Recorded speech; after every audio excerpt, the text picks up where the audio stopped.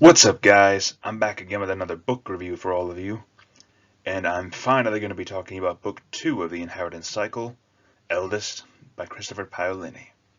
And I'm sorry if I butchered that name. Anyways, so for me, Eldest definitely is a high point of the series because while Eragon introduces you to Allegasia and introduces you to the characters of Eragon, Murtagh, Brom, and all the others, and we even get to see the Varden and everything else, Eldest is what really gets the ball rolling for the entire story as a whole. And good God, it was one of the longest ones I've ever read. But at the same time, I kept reading because it was so immersive. So, let's get into this, and I will explain a lot more about this one. So, let's get started. So to start off with, Eldest, for being the second book in the series, is definitely one of the larger books in the series overall. And honestly, I can understand the reason why, and I'm sure you will too if you ever decide to read this one. Unless you already have, then you can understand my point exactly. So this one is what really gets the plot rolling. Because in the start of it, we have Eragon recovering after his battle against Durza and during the Battle of Farthen-Dûr, where after this, Eragon has been marked by Durza with a massive scar going across his back, which gives him painful spasms every once in a while. And if I'm going to be honest with you guys, I think in the first book it actually mentions how Durza was muttering something after he had sliced open Eragon's back. And in my opinion, I think this is what it is. I think this is where the spasms come from. It's not just the pain of a fresh scar. It's more like a curse that Durza laid as a way to cripple Eragon in the future. Because if you'll remember, Eragon was not healed by magic. He was healed by Angela, an herbalist and a woods witch. Not by usual elven or sorceress magic. So in a way, Durza had laid a curse upon that wound, so that every time when Eragon least expects it, he'll start spasming in pain.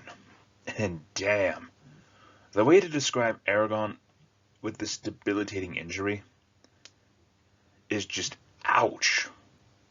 It is described as hot knives digging into every part of his spine. Just, ugh. It makes you feel pity for the guy. For the longest time, until he finally gets rid of it later on in the book, I will not explain that, how he gets rid of it. I'll just leave it for you all to see.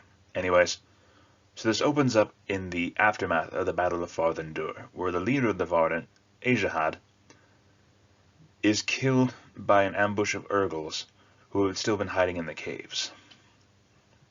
So Ejahad is killed, and his party of the twins and Murtagh are taken by the orcs. The Urgals, my bad. Too much 40k, ignore that one. Anyways, so the Urgals retreat into the caves, Ejahad is killed, and the Varden elect Nasuada, Ejahad's daughter, as the new leader of the rebel group. So for this part, Nasuada encourages the Varden to travel to Surda, an enemy country that is against Galbatorix. Way further in the south from Farthen-Dûr. But, meanwhile, Eragon, after receiving a vision from the Morning Sage, or Togira Iko Naka, the cripple who is whole, he is tasked with heading to Duwelden Varden, the forest home of the elves, to learn more and meet this Morning Sage, or the cripple who is whole. And he goes there with a party of dwarves and Arya the elf. And what I really like about this book is more of the world building that is done here. Because before, we'd only just gotten used to the dwarves and the elves and all that. We were just introduced to them. We were seeing mostly as humans, and Urgals were the main premise here. But in this one, we get more of a world building experience of giving us more of Allegasia and the lands and the races that inhabit it, especially the elves around this one. This one was definitely an elven-centric book. but not without a few ideas of what the third book is going to hold, because as Eragon is traveling to Dweldenvarden after leaving Farthendur and traveling for one of the dwarven towns, he actually comes into contact with a dwarven clan known as Aswilden Raganhuan, known as the Tirzamanhuan, a clan of dwarves that absolutely despise dragons and dragon riders, due to the slaughter of their clan, and years ago when Galbatorix slaughtered nearly everyone in the clan except for Anhuan and her guards, whom later died out of grief, and as such her guards donned on cowls to represent that grief. All because this clan had supported the dragon riders during the fall. So this really shows the consequences of dragon riders in general, and just how much there can be vendettas and those who will despise dragons and riders. That is, not everyone wants them to come back. Anyways, so moving on, they make the journey to Dweldenvarden, where they learn that Arya herself is elven royalty, being the princess and heir to the throne of the elves. But not only that, we learn that Togira Ikonaka is actually a surviving rider of the old riders known as Ormus and his dragon Glader. And the meaning of his name is the fact that Ormus suffers massive seizures out of nowhere, and just oof. The way it's described, like seriously, the details that are given whenever Eragon is going through a painful spasm or when Ormus is experiencing a seizure is just painful to read. You can actually feel those characters writhing in agony, and your heart goes out to them and you just want it to stop. But another thing is that Ormus himself cannot cast large spells, as in something is broken inside of his mind to where his connection to magic is tampered with. Not only that, but his surviving dragon, Glader, has a leg missing. So during this time, this whole book essentially involves a massive training story, where Eragon is instructed by Ormus in the ways of the riders, their history, and everything else. But this would be a very short book if that was all there was to it. And personally, this is one of my absolute favorite sides of the story. So throughout all of Eldest, between the training stories where we get Eragon learning about the riders, learning about the different creatures, and learning more things of magic, as well as more about the ancient language, we get the story of Eragon's cousin Roran and what he's been up to since Eragon and Brom left Carvajal. So we see Roran having to struggle with the fact that, one, his uncle is dead and his cousin has fled, making him look like a guilty party. And Roran has questions and a lot of mixed feelings as of right now. Because at one point, he wants his father's death to be avenged. And at the same time, he has very mixed feelings about Eragon just up and leaving right afterwards.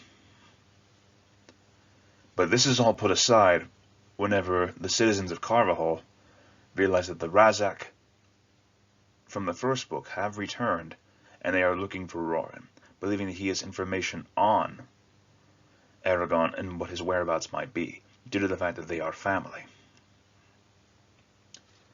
And throughout it all, Roran actually became my personal favorite character in the series. Eragon was a fantastic hero, do not get me wrong, but Roran was fantastic in the fact that he was only human.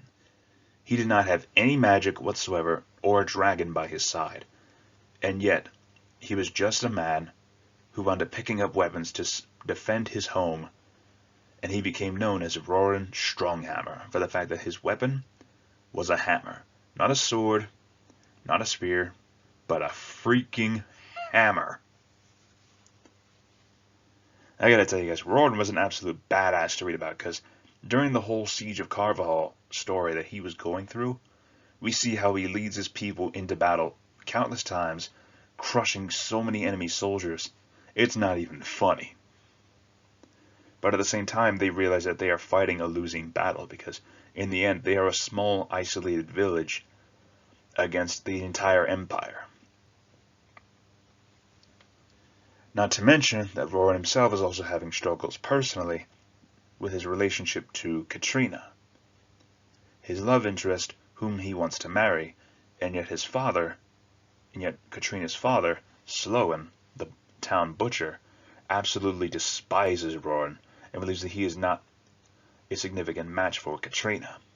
So we see their struggles in their relationship, and due to the fact that they are also under siege by enemy soldiers.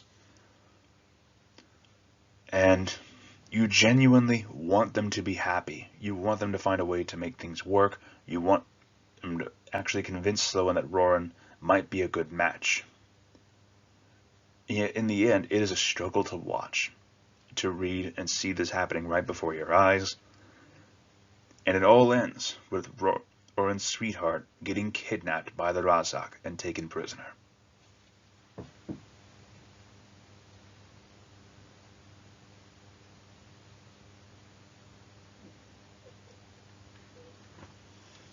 So throughout it all, Roran is forced to essentially lead his people out of Carvajal after realizing that this is a doomed siege at this point.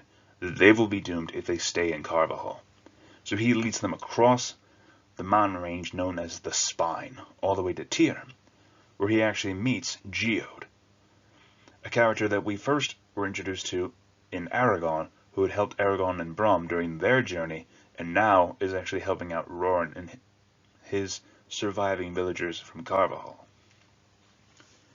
And we see how throughout all of this, we'll actually see Eragon on Roran and their paths. You see them how they're starting to intersect, because Roran believes that the only way that he and his people will be safe from Galbatorix and the Empire itself is by joining up with the Varden in the south. As all this is going on, Eragon himself is having his own love troubles with the fact that he's developed a maddening crush on Arya. However, Arya rejects his advances because of the fact that, one, he is only human, and she has lived far longer than he has, and to her, he is but a child.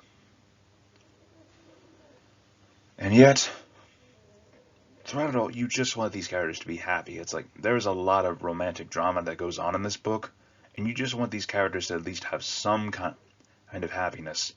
And yet at the same time, we also learn the valuable lesson that sometimes love can hurt. Eragon, Saphira, and hell, Roran all go through a romantic struggle.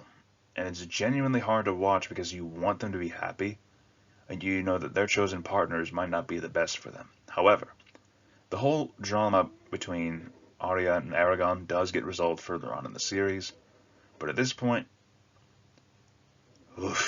I wouldn't be surprised if some of y'all actually hated Arya from this book alone. But at the same time, you see that Eragon is foolish. Anyways, so this all culminates in one massive battle, which is known as the Battle of the Burning Plains, the first ever major conflict between the Varden and the Empire.